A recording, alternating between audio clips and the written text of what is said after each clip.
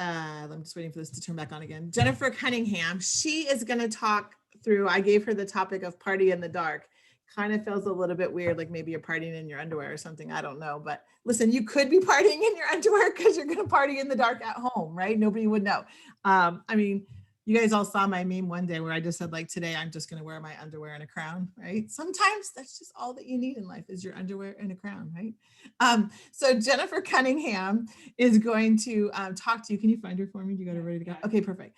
She's going to talk to you guys about partying in the dark. And she's actually got some really, really fun ideas of extra things that you can do. Like, we're not just holding normal parties. I mean, yes, you can do that. You can hold regular parties, Facebook parties, messenger parties, home parties if you're feeling it, whatever you're feeling. But she's even got some more fun extra things to do because you're going to have time. You're not going to be entering anything in the computer. So let's see what she has to say.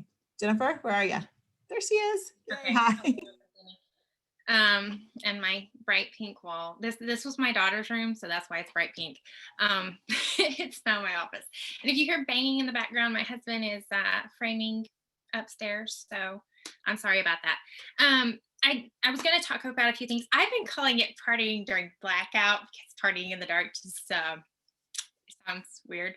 So anyway, when I talk about blackout, though, I wanted to talk on just a couple things right before I talk about like the different things we can do to make blackout time more exciting.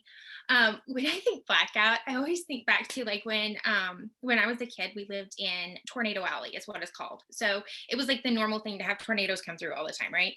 And I got to thinking about that, and it's like when you are in a situation where you're thinking about like the unknown, you've got like three different types of people, okay? And I've noticed these three types of people pop up a lot when talking about blackout time, right?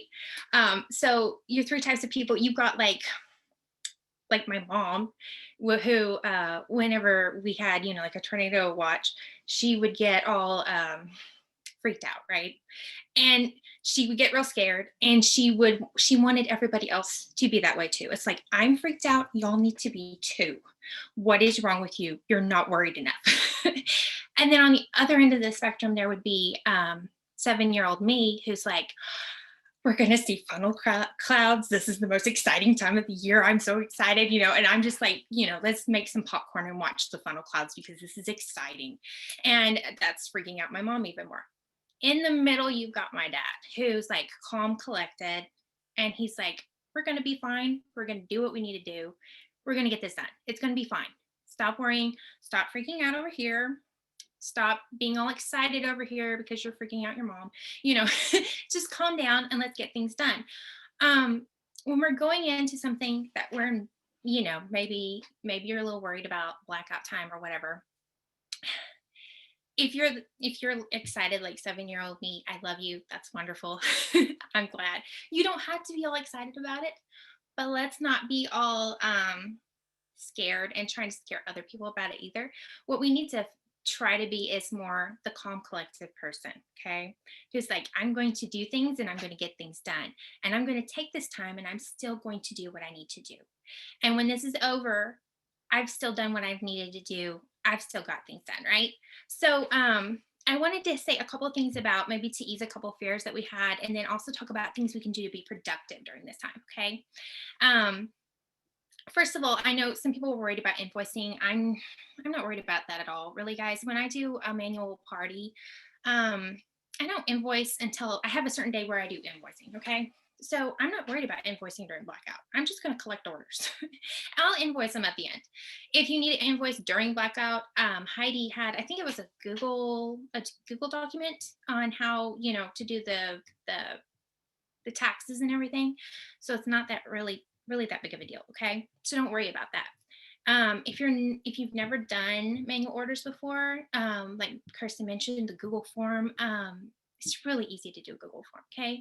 It's basically like a home party, but online. You're doing manual entries. Nobody ever worried about having a website during doing a home party. I've done those before. People put in their orders and then I enter it all in at another time. Okay. So don't worry about it.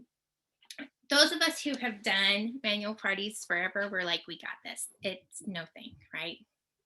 If you're brand new and you've never done it before, it's okay because we're here and we've done it before and we can help you, okay?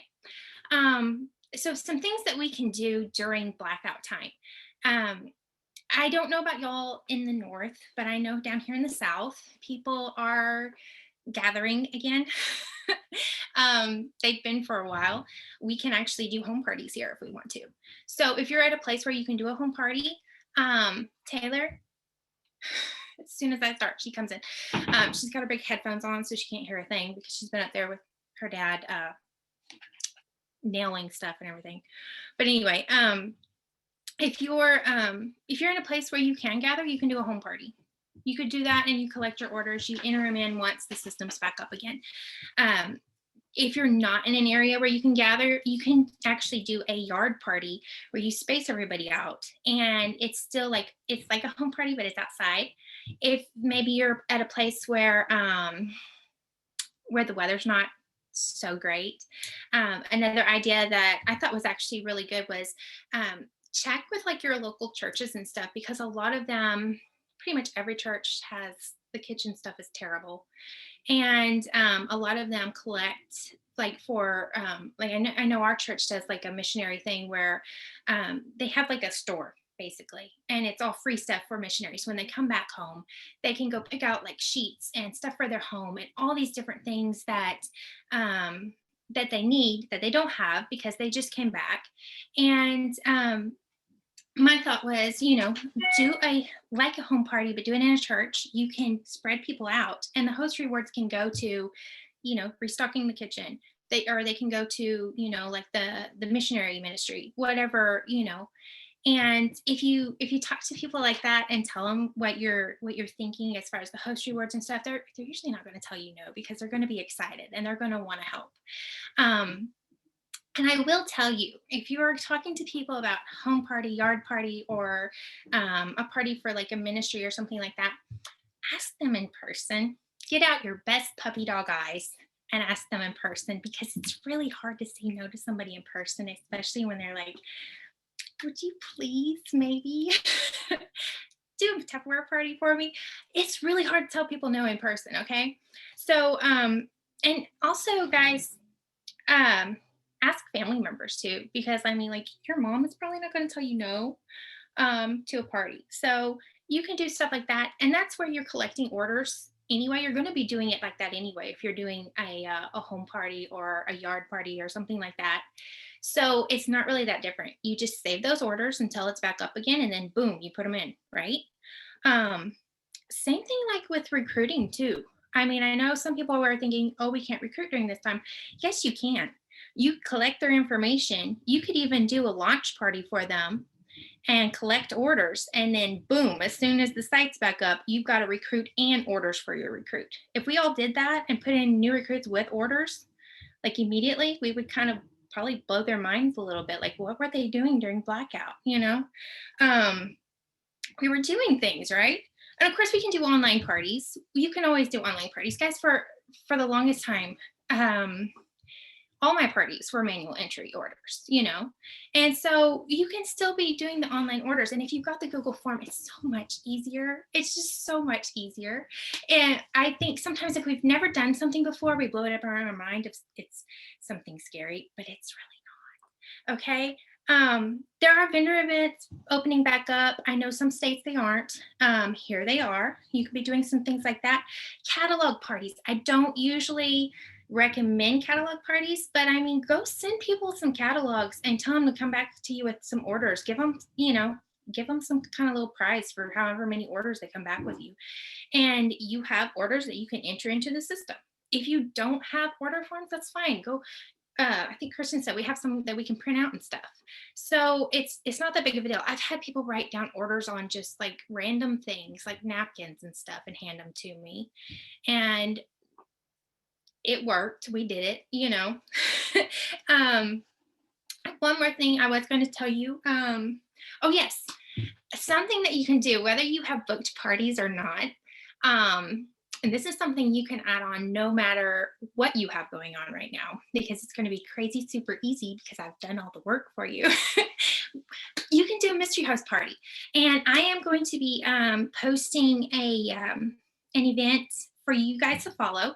Now I've posted it the way I normally do my mystery host party is it's an event within my customer group. You can do that if you have a bigger customer group. If you're brand new, you could probably do it right in your customer group if you wanted to. You could do it as a standalone event. You could do it as a standalone group. But even if you've just done a mystery host party, I think you're going to want to do this one because it's all brand new. It's stuff that um, we've created brand new for you guys. Okay. And I've had some help from Stephanie and Jenna and Susan and several other people just coming up with stuff and getting it all ready. I don't have it ready to post just yet, but when I do, it's going to be just, I mean, like, it's going to tell you the time and everything. Okay. So even if you have other parties going, there's really no excuse not to do this one because it's going to be super easy. Okay. And it's fun too. I'm gonna tell y'all it's gonna be fun. So one more thing before I go. I was gonna tell you too, I remember when I was younger, there was this comedian that we used to watch, and one of her tours was called Do It Afraid. And as a kid, that really stuck with me. Like, I guess it was kind of an aha moment for me that I can, even if I'm scared of something, I can still do it. Like, I can do it afraid. And like when I did just even signing up for Tupperware, I did it afraid. Okay. My very first party, I did it afraid. Pretty much every time I talk to you guys, I do it afraid because I don't really like going live. I'm getting more used to it. At least I don't shake anymore. My very first live, I was shaking. It was hard to watch, guys. I know I felt sorry for the people watching me. But my first home party, oh my goodness, guys, that was definitely doing it afraid.